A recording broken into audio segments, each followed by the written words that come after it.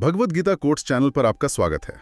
हमारे पास भगवद गीता के कुछ अंश हैं जिन पर एक श्रोता ने ध्यान दिलाया है और आज हम इंद्रिय संयम और रिश्तों पर गीता के नजरिए को थोड़ा और गहराई से समझने की कोशिश करेंगे। हमारा मकसद है ये देखना कि गीता सिर्फ बाहरी चीजों मतलब कि बाहरी आचरण या गिनती के बारे में नहीं, बल्कि हमारी भीतरी सोच, हमारे इरादों और जीवन के असली उद्देश्य के बारे में क्या कहती है। तो चलिए शुरू करते हैं। गीता में एक बड़ी दिलचस्प बात कही गई है। अध्याय 3 श्लोक 6 में अक्सर हम सोचते हैं कि अगर हम बाहर से मतलब शारीरिक रूप से खुद को रोक रहे हैं तो बस इतना काफी है। लेकिन ये श्लोक कहता है कि अगर कोई बाहर से तो इंद्रियों को वश में दिखाता है पर मन ही मन उन्हीं भोग की चीजों के बारे में सोचता रहता है तो उसे मिथ्याचारी कहा गया है, मतलब एक तरह से ढोंगी। हाँ बिल्कुल।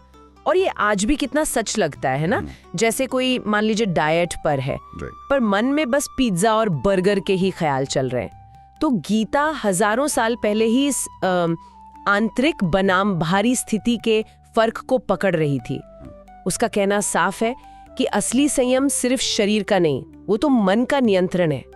असली बदलाव तो सोच से आता है और शायद यही ब्रह्मचर्य का गहरा मतलब भी है। क्यों सिर्फ शारीरिक दमन नहीं बल्कि मन की एक संतुलित, एक फोकस्ड अवस्था। हाँ, और ये संतुलन वाली बात तो ये भी गीता में बार बार आती है ना। कई लोग ऐसा सोचते हैं कि गीता शायद सिर्फ त्याग की बात करती है, मतलब सब कुछ छोड़ देना। पर क्या वाकई ऐसा है? नहीं, ये एक बहुत काम कह सकते हैं गलत फहमी है। गीता असल में संतुलन मतलब बैलेंस पर बहुत जोर देती है। अध्याय 6 श्लोक 14 के आसपास ये बात आती है, न तो जरूरत से ज्यादा भोग विलास और ना ही जरूरत से ज्यादा खुद को कष्ट देना। दोनों ही रास्ते ठीक नहीं माने गए। सच्चा योगी या कह लें कि सही मायने में जीवन जीने वाला इंसान वो है जो अपने मन, अपनी इंद्रियों और अपने कर्मों में एक तालमेल, एक संतुलन बनाए रखता है। ये सिर्फ बाहरी दिखावे की बात नहीं है, ये अंदर की स्थिरता और समझ की बात है। जीवन से भागना भी नहीं है और उसमें बुरी तरह उलझना भी नहीं है। अच्छा, तो ये जो संतुलन और मन के नियंत्रण की बात है, इसका असर हमारे रिश्तों पर भी तो पड़ता होगा। गीता रिश्तों को किस नजरिए से देखती है? खासकर आज के समय में इसे समझना शायद ज्यादा जरूरी है। बिल्कुल पड़ता है। गीता के हिसाब से कोई भी रिश्ता, चाहे वो शादी का हो, परिवार का हो या समाज में किसी और के साथ, उसकी नींव धर्म और सत्य पर होनी चाहिए। अब यहाँ धर्म का मतलब सिर्फ पूजा पाठ नहीं समझना है। धर्म मतलब हमारी जिम्मेदारी, हमारा कर्तव्य, हमारा सही आचरण और एक दूसरे के प्रति निष्ठा। और सत्य मतलब सच्चाई, ईमानदारी, रिलेशनशिप में पारदर्शिता।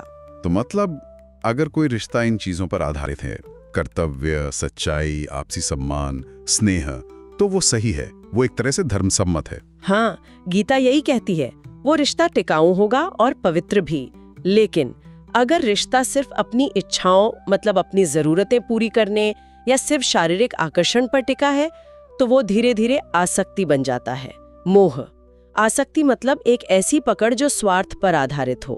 और गीता कहती है कि यही आसक्ति, यही मोह आगे चलकर दुख का कारण बनता है। इसे यूं समझिए जैसे मुट्ठी में रेत को कसकर पकड़ना चाहे तो वो फिसल जाती है, ये आसक्ति है। लेकिन खुली हथेली पर रखे तो शायद टिकी रहे, ये प्रेम या निष्ठा है। ये अच्छी मिसाल है। और वो सवाल जो अक्सर लोगों के मन में उठता है कि क्या गीता शारीरिक संबंधों की संख्या मतलब कि कितने संबंध, इस पर कोई सीमा लगाती है? देखिए, ये दिलचस्प है कि गीता इस गिनती या संख्या के सवाल में ज्यादा पड़ती ही नहीं है। उसका ध्यान इस पर नहीं है कि कितने रिश्ते या संबंध हैं। उसका जोर इस बात पर है कि जीवन जीने का तरीका कैसा है। क्या वो संयमित है? क्या वो धर्म यानी सही आचरण और जिम्मेदारी पर आधारित है? क्या उसमें प्रेम और निष्ठा है? तो कहने का मतलब है कि रिश्ते का आधार और उसकी क्वालिटी ज्यादा मायने रखती है, ना कि उसकी गिनती। बिल्कुल, एग्जैक्टली जैसा कि गीता में कृष्ण कहते हैं, लगभग अध्याय 6 श्लोक 5-7 के आसपास इसका सार है कि असल योगी वही है जिसका अपनी इंद्रियों पर, अपने मन पर नियंत्रण है। तो संक्षेप में गीता का संदेश ये है कि शारीरिक संबंध हो या कोई भी रिश्ता, वो तभी सही या पवित्र माने जाते हैं जब उनके पीछे की मंशा नेक हो, मतलब उनमें कर्तव्य हो, निष्ठा हो, प्रेम हो। संख्या से ज्यादा जरूरी है कि उन रिश्तों में संयम कितना है और उनका उद्देश्य क्या है। तो इन सब बातों का निचोड़ क्या निकलता है? यही कि हजारों साल पुरानी बातें आज भी उतनी ही प्रासंगिक हैं, उतनी ही रिलेवेंट हैं। ये हमें सिखाती हैं कि सिर्फ बाहर से हम क्या दिख रहे हैं या क्या कर रहे हैं ये काफ़ी नहीं है। हमें अपने अंदर झांक कर देखना होगा कि हमारे इरादे क्या हैं, हमारी असली सोच क्या है। हाँ, और यहीं से एक जरूरी सवाल उठता है जिस पर हम सब सोच सकते हैं। अगर गीता बाहरी क्रिया या संख्या के बजाय हमारी आंतरिक स्थिति और हमारे उद्देश्य पर इतना जोर देती है, तो आज के दौर में हम अपने जीवन और अपने रिश्तों में संयम या पवित्रता को कैसे परिभाषित करें?